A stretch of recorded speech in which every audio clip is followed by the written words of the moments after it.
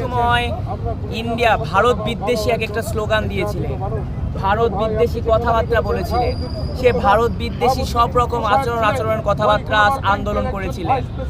তো শুটার ফয়সাল আর আলমগীর যখন বাংলাদেশে শাহবাগ থেকে এই আমাদের হাদি ভাইকে যখন হত্যা করে, তারা দিনে দুপুর দিবালোক থেকে, ভাই আমরা কেমন একটা দেশে বসবাস করি একটু চিন্তা করেন, যে এমন একটা দেশ দিনের বেলা আপনি রাস্তার থেকে মার্ডার হয়ে যাবেন, আমি আপনাকে মার্ডার করে দিয়ে এই বাংলাদেশ থেকে পালায় চলে যেতে পারবো, এরকমটাও সম্ভব।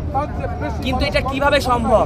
এখানে কি শুধু আমি একলা পারবো? বাংলাদেশ সরকার চাইলে কিন্তু সবই সম্ভব। বাংলাদেশের পুলিশ প্রশাসন আছে, আর্মি আছে, স্পেশাল ফোর্স আছে, সব কিন্তু আছে। সব থাকা সত্ত্বেও তারা পালাতে পারলো কিভাবে?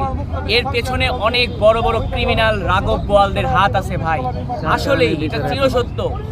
এখানে শুধু ফয়সাল আর আলমগীরদের ফাঁসির কাস্টডিতে ঝুলাইলে হবে না, তাদেরকে ধরে ফার্স্ট অফ অল আমাদেরকে জানতে হবে এই মামলার পেছনের বড় বড় ক্রিমিনালরা কারা, তাদের গডফাদার, তাদের মাফিয়ারা কারা, কাদের জন্য তারা এই খুনটা করছিল, কার স্বার্থের জন্য এই খুনটা তারা ঘটাইছিল। সো আমাদের অনেক কিছু জানবার আছে, কিন্তু আমরা এখন পর্যন্ত নিশ্চিত না যে শুটার ফয়সাল আর আলমগীর আদৌ কি গ্রেফতার হয়েছে কি না।